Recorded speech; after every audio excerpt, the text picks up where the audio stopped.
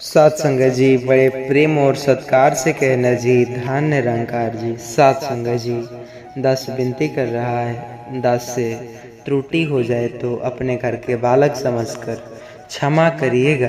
सात संगत जी, सात संगत जी, दास एक सच्ची घटना लेकर आया है। सात संगत जी, जिस घटना को हर एक सतगुरु महात्मा पर विश्वास कैसे होती है, कैसे बाबा हमारी नैया को पार करते हैं। सात संगत जी, इस वीडियो में सुनेंगे सात संगत जी। और सात संगत जी, चैनल पर नए होंगे सब्सक्राइब करिएगा। और सात संगत जी, इस वीडियो को मित्रों के साथ शेयर करिएगा। महापुरुषों, बड़े प्रेम से कहना धन्य निरंकार जी। इस निराकार प्रभु परमात्मा भक्ति में बड़ी शक्ति होती है। कहते हैं कि जो सब सहारे और आश्रय छोड़कर बस केवल इसका ही स्मरण करते हैं और इसको ही भजते हैं, तो निराकार प्रभु परमात्मा भी उसके ऊपर यानी विशेष रूप से जरूरी पूरी करता है। इस बात से हम बहुत से उदाहरण भी देखने को मिलेगा है। जैसे द्रौपदी जब सभी जो हारे के सहारे आश्रय छोड़कर भगवान श्री कृष्ण का स्मरण करती थी, तो श्री कृष्ण भी उसकी लाज बचाने के चलते आ जाते हैं। और भक्त ध्रुव और प्रहलाद को भी हम सभी भली भांति जानते हैं कि जो उनको भी इस प्रभु परमात्मा ने अपनी अखंड भक्ति की प्रदान की थी। उसी भक्ति की शक्ति के कारण ही जो उन्हीं के प्रकार रक्षा हुई, यह सभी हम जो भली भांति जानते हैं। महापुरुषों, इस तरह से भक्ति की शक्ति का एक भावपूर्ण प्रसंग दास आपके चरणों में रखने का प्रयास कर रहा है। आशा है आप इसे जरूर सुनेंगे। साथ संगत जी, एक बार एक लड़का होता है जो सारे दिन बस भगवान की भक्ति में लीन रहता है, पर वह सभी साधु संतों की सेवा भी करता है। कहने का भाव, भक्ति के अलावा और कुछ भी काम धंधा नहीं करता था, और इसी कारण उसके माँ बाप और भाई बहन भी उसे कमा ही नहीं पाते, और अर्थात पूरा परिवार उससे परेशान था।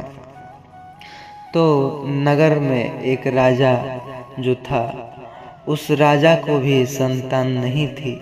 इसलिए उसने जो उसके राज्य के जो ज्ञानी पंडित जी थे, उन्होंने राजा से कहा, हे राजन, अगर आप किसी नौजवान युवक को जो बलि दोगे तो आपको संतान की प्राप्ति होगी। और इसलिए पूरे नगर में राजा ने यह घोषणा करवा दिया कि जो परिवार अपने बेटे को बलि के लिए देने के लिए तैयार हो जाएगा, तो उस परिवार को राजा की ओर से बहुत सारा धन दिया जाएगा। तो यह खबर उस लड़के के परिवार तक जो पहुंच गई, और फिर परिवार ने उस लड़के के बारे में भी यही सोचा कि चलो, यह कोई काम धंधा तो नहीं करता नहीं, और बस परमात्मा की भक्ति में लगा रहता है, तो इसलिए यह हमारे किसी काम का नहीं। तो क्यों ना इसी को राजा के पास बलि के लिए भेज दिया जाए, क्योंकि उसके बाद तो धन आने जाने लगेगा, हमारी आने वाली पीढ़ियों की आर्थिक हालत भी सुधर जाएगी। तो यही सोचकर उस परिवार ने अपने उस लड़के को राजा के पास बलि के लिए भेज दिया। साथ संगत जी, फिर अगले दिन उसकी बलि के पहले उसकी पूजा की जाती है। उसे बलि देने से पहले उसे बहुत अच्छी तरह से खिलाया पिलाया जाता है। और फिर जब बलि देने के समय राजा उससे उसकी अंतिम इच्छा पूछते हैं, तो वो लड़का अपनी अंतिम इच्छा में केवल थोड़ी सी मिट्टी मांगता है। फिर उस लड़के को थोड़ी सी मिट्टी दे दी जाती है, और उसके बाद वह लड़का उस मिट्टी के 4 ढेर लगाता है और उन 4 ढेरों में से 3 ढेर को वो लात मारकर गिरा देता है, अर्थात वह बस एक ढेर ही बिना गिराए ऐसे ही छोड़ देता है। और यह सब कार्य करने से बाद वह लड़का उस राजा से कहता है कि राजा, अब आप मेरी बलि दे सकते हो। लेकिन अब राजा उस लड़के की इस हरकत से बहुत परेशान थे और हैरान भी थे, और इसलिए राजा ने उस लड़के से पूछा कि पहले तुम यह बताओ कि तुमने पहले 3 ढेरों को क्यों तोड़ दिया और इस आखिरी ढेर को क्यों छोड़ दिया। तो उस लड़के ने कहा कि आप इस बात को बस यहीं रहने दो, आप बस मेरी इस समय बलि दे दो।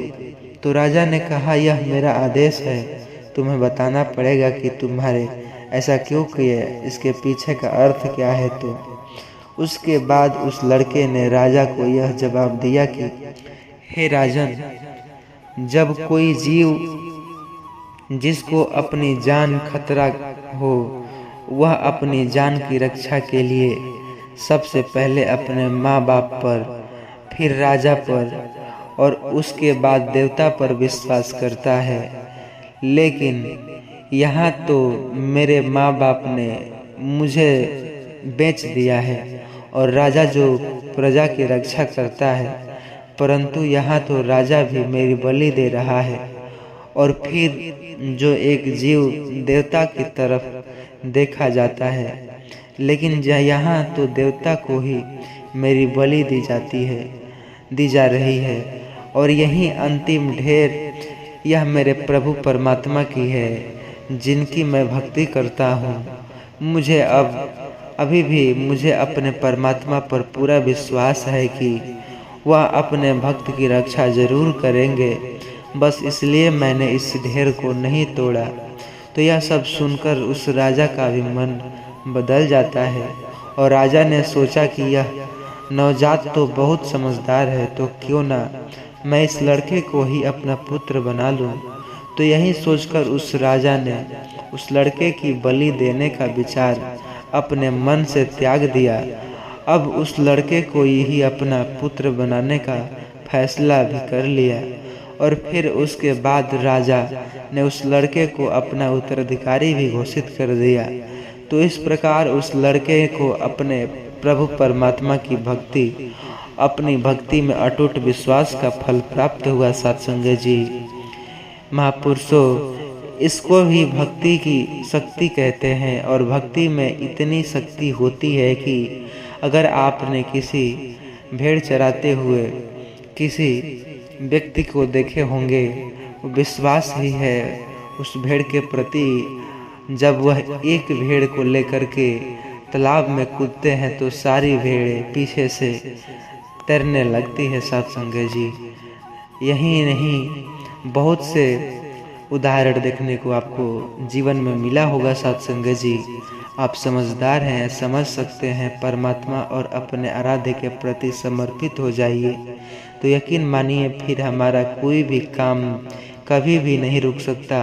यहाँ तक कि अगर हमारे भाग्य में कुछ खराब भी लिखा जाए तो वो भी अच्छा हो जाएगा, क्योंकि महापुरुषों, भक्त ही सही मायनों में सुख और आनंद का पर्याय होता है। सत्संग जी, और जब आपकी कामना या प्रार्थना भी रम रम में समा जाता है तो भक्ति महापुरुष अब अंत में दास बस इतना ही कहना चाहता है कि भक्त एकमात्र ऐसा है जो हृदय से अगर भगवान को याद कर ले तो प्रभु परमात्मा भी स्वयं उसके चरणों के अधीन कर देते हैं।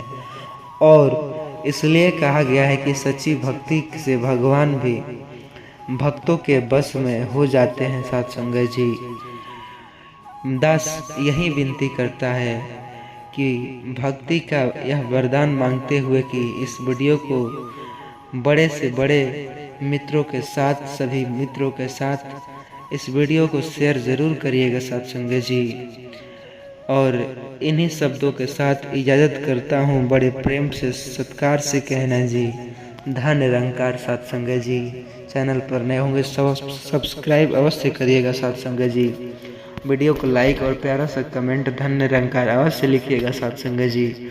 और हाँ, ज़रूरी बात, मित्रों के साथ इस वीडियो को शेयर ज़रूर करिएगा साथ संगत जी। प्रेम और सत्कार से कहना जी, धन निरंकार जी। साथ संगत जी, ईश्वर निरंकार है, फिर हम उन्हें मंदिरों में, मूर्तियों में या तस्वीरों में क्यों ढूंढते फिर रहे हैं?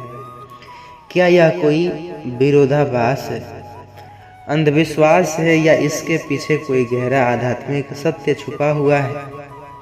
दास के पास यही वीडियो का गुहार लगाए गए हैं वाहन जी ने कि अक्सर निरंकारी महात्मा ऐसे जिन्होंने यह ब्रह्म ज्ञान ली हो, चाहे बहन जी हो या चाहे महात्मा जी, ब्रह्म ज्ञान लेने के बाद भी, उसके बावजूद भी वे महात्मा मंदिरों में जाकर मूर्तियों की पूजा करते हैं। उस महात्मा जी के दास से पूछो कि इस निरंकार प्रभु को जानकर मूर्ति पूजा कर रहे हैं तो क्या यह सही है या गलत, और क्या इस कार्य का उन्हें कोई दंड मिलेगा या फिर कोई अच्छा फल प्राप्त होगा? आइए मैं आपको इस बात पर चर्चा करते हुए आपके तथ्यों सम्मुख करना चाहता हूँ कि जब निरंकार ईश्वर निराकार है तो फिर मूर्ति पूजा क्यों? इसके लिए सबसे पहला यह समझ जरूरी है कि ईश्वर का स्वरूप क्या है। हमारे अधिकतर वेद, उपनिषद, गीता और अन्य शास्त्रों में ईश्वर को निराकार, जो कि निर्गुण रूप निराकार बताया गया है।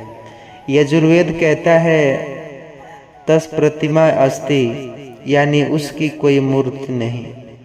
भगवत गीता अध्याय 12 में अर्जुन भी भगवान से पूछते हैं कि हे कृष्ण, तुम्हारा कौन सा भक्त श्रेष्ठ है, वह जो आपके निराकार रूप की उपासना करता है या वह जो आपके साकार रूप की भक्ति करता है? तो यहाँ भगवान श्री कृष्ण कहते हैं, उत्तर देते हुए कि निराकार की उपासना करते हैं तो वो मुझे जो बज रहा है, लेकिन वो मार्ग बहुत कठिन है। अर्थात ईश्वर का वास्तविक स्वरूप अविनाशी अनंत निराकार है, जो समय, स्थान और रूप से परे है। वो एक चेतन ऊर्जा है जो सर्वत्र व्याप्त है, हवा की तरह जो दिखाई नहीं देता मगर महसूस की जा सकती है। तब सवाल आता है कि जब ईश्वर निराकार है तो मूर्ति पूजा की शुरुआत क्यों और कैसे हुई? तो इसका भी उत्तर सीधा सीधा है। मनुष्यों की चेतना सीमित होती है, उसके लिए किसी अदृश्य चीज़ को समझना और उसका ध्यान करना बहुत ही कठिन होता है। इसलिए हमारे ऋषि मुनि जो कि इसका एक सरल माध्यम खोजा, माध्यम यानी प्रतीक। जैसे विद्यार्थी पहले एक AB सीखते हैं और फिर बड़े बड़े शब्द जोड़ना सीखते हैं, वैसे ही आध्यात्मिक अभ्यास की शुरू जो कि मूर्ति का ट्रेनिंग का साधना हुआ, क्योंकि मूर्ति को देखकर हमारे मन में एकाग्रता बढ़ती है, मूर्ति से हमारी भावनाएं जुड़ी होती हैं, जिससे हमारी आराधना में श्रद्धा भक्ति बढ़ती है और फिर धीरे धीरे साधक की चेतना उस निराकार रूप से होते हुए निराकार की ओर चली जाती है।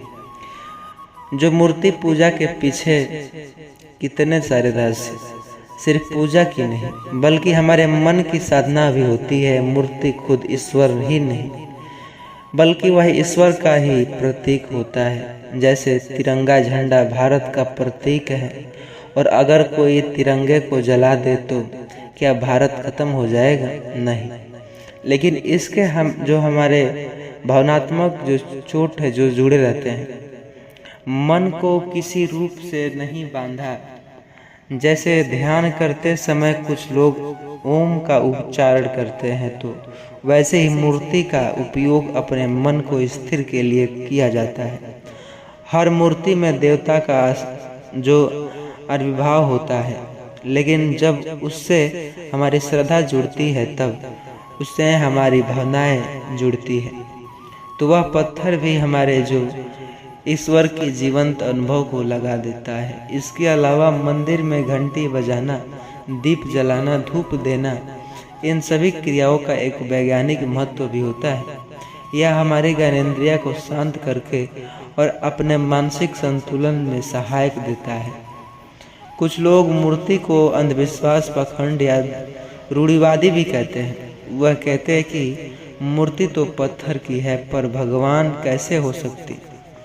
इसका भी सीधा साधा उत्तर महापुरुष देते हैं कि जिस तरह किसी फोटो को देखकर हम अपने जो प्रिय को याद करते हैं, तो क्या वह फोटो ही हमारे प्रियजन हो गई? नहीं, पर वो हमारी भावनाओं का केंद्र जरूर होता है सत्संग जी। उसने हमारी भावनाएं जोड़ी होती है। जो उसी तरह भावना जो भगवान का प्रतीक मूर्ति भी हमारे भीतर के भक्ति भाव का एक माध्यम होती है सत्संग जी। कुछ लोगों का दूसरा तर्क है कि मूर्ति पूजा तो बाद में शुरू हुई, वो यह वेदों में नहीं। तो यह भी सत्य है कि प्रारंभिक वेदों में मूर्ति पूजा नहीं की थी, लेकिन जैसे जैसे लोगों की चेतना ईश्वर के प्रति नीची होती चली गई, वो हमारे ऋषि मुनियों ने इसके लिए कुछ सरल उपाय खोजे, जैसे मूर्ति पूजा, यज्ञ, माला, मंत्र आदि। लेकिन कई लोग एक तर्क और भी देते हैं कि ईश्वर तो सब जगह है, फिर मंदिर में क्यों जाए। इसका उत्तर भी संत महापुरुष ने बड़े ही सुंदर दिए हैं कि जैसे सूरज की रोशनी हर जगह होती है, लेकिन दर्पण में देखने पर वह केंद्रित हो जाती है, इसी तरह मंदिर में भी वह स्थान है जहाँ हमारे मन में भक्ति भाव, श्रद्धा, ऊर्जा केंद्रित होती है। कहने का तो भाव है निराकार से साकार, और फिर निराकार है तो असली साधन, यानी साकार मूर्ति में प्रारंभ होकर निराकार परमात्मा की ओर बढ़ाना। कबीर साहब जी की कहते हैं कि माला फेरता जुग भया, फिराना मन का फेर, मन का मन छोड़ दे मन का फेर। इसका मतलब यह है कि साधन वही श्रेष्ठ है जो मन को बदल दे, तो मूर्ति वही साधन है, साध्य नहीं। जैसे नदी पार करने के लिए नाव की जरूरत होती है, मगर किनारे पर पहुंचकर नाव को वहीं छोड़ देते हैं। भारत के कई संतों ने इस विषय को बड़ी सूझबूझ से समझाया है। स्वामी विवेकानंद जी के अनुसार मूर्ति पूजा का मजाक उड़ाने वाले उन बालकों की तरह होते हैं जो वर्णमाला को देखकर हंसते हैं, क्योंकि उन्हें वह शब्द समझ में नहीं आते। रामकृष्ण परमहंस जी के अनुसार ईश्वर हर जगह है, लेकिन मूर्ति के मन में स्थिर करना आसान होता है। जैसे दूध में मक्खन छुपा होता है, वैसे ही मूर्ति में परमात्मा का भाव छिपा होता है। इसी तरह जो संत तुलसीदास जी ने भी समझाया है, कहते हैं मूर्ति को नहीं भावनाओं को दिखाओ। उनका कहने का भाव यह है कि सत्संग जी अक्सर ईश्वर भाव में बसते हैं। साधन कुछ भी हो सकता है, तो क्या मूर्ति पूजा गलत नहीं? क्या निराकार ईश्वर को उपासना सर्वोच्च है? हाँ। और क्या मूर्ति पूजा से निराकार तक पहुंचा जा सकता है? तो बिल्कुल सही है, क्योंकि मूर्ति पूजा एक प्रारंभ है, समाप्ति नहीं। और सच्चा भक्त वही है जो मूर्ति में ईश्वर को देखे, लेकिन वहीं बिना रुके, बल्कि उस ईश्वर को हर जीव में देखते। जैसे एक बच्चा जो स्लेट पर अब पहले ABCD लिख करके आगे की पढ़ाई सीखता, वैसे ही मूर्ति से शुरू करके हम निराकार से पहुंचने के अनुभव को बढ़ाते हैं सत्संग जी। ईश्वर निराकार जरूर है, मगर जब भी हम उसे सच्चे प्रेम से पुकारते हैं या इसका सुमिरन करते हैं, तो यह हर रूप में हर जगह हमारे सामने प्रकट हो जाता है। इसलिए अगर आप मूर्ति पूजा में, तो इस पूजा में जो मूर्ति में भी ईश्वर का अनुभव किया करे, पर वहीं तक सीमित ना रहे। और अगर आप इस निराकार की उपासना करते हैं, तो दूसरों की जो मूर्ति पूजा होती है उसका मजाक ना उड़ाए। बस इतना ध्यान रखें कि साधना का वह हर रूप सही है, अगर उसका उद्देश्य अहम को मिटाकर परमात्मा से जोड़े। तो अंत में दास बस इतना ही कहेगा, सच्चा भक्त वही होगा जो भेद से परे जाकर हर जीव में इस निराकार के परमात्मा को देखेगा। जैसे वह छोटा बच्चा जब माँ शब्द बोलता है तो वह उसे ध्वनि को अपने माँ को बुलाता है, पर वह शब्द माँ नहीं, सिर्फ एक संकेत। तो ऐसे ही मूर्ति भी इस परमात्मा की ओर संकेत करता है। बच्चों को आध्यात्मिक सिखाना और सच्चे मूर्ति की पूजा एक सरल उपाय, सहज शुरुआत हो सकती है सत्संग जी। जैसे हो सकता है छू सकते, अनुभव नहीं कर सकते और फिर निराकार ईश्वर के मार्ग पर आगे बढ़ सकते हैं। तो दास यही शब्दों को विराम देता है। सत्संग जी बड़े प्रेम से कहिएगा, धन निरंकार जी। साथ ही यह वीडियो आपको तनिक भी पसंद आई होगी तो प्लीज़ अगर आपको सभी प्रश्नों का उत्तर भी मिला होगा तो इस वीडियो को लाइक और प्यारा सा कमेंट, और हर एक महात्मा बहन जी के साथ इस वीडियो को व्हाट्सएप के जरिए शेयर ज़रूर करिएगा सत्संग जी।